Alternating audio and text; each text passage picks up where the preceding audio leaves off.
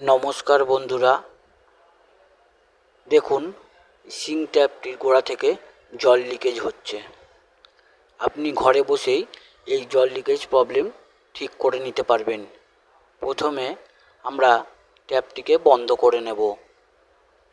বন্ধ করে নেওয়া হয়ে গেলে নিচের ভাল্বটাকে আমরা বন্ধ করে দেব। বন্ধ করে দেওয়ার পর বক প্লাস দিয়ে আমরা প্যাঁচটিকে খুলে নেব।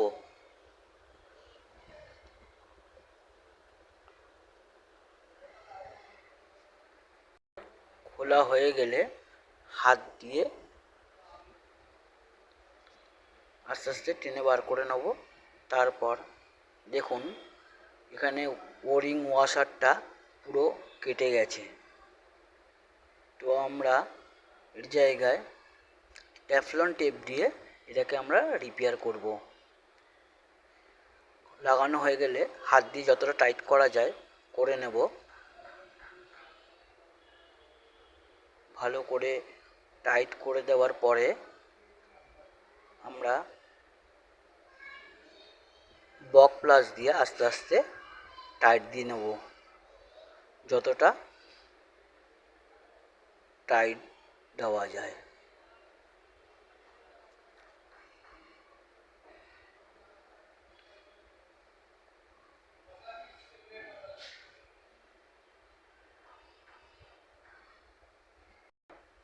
টাইট হয়ে গেলে দেখুন আপনার গোড়া থেকে আর জল লিক করবে না।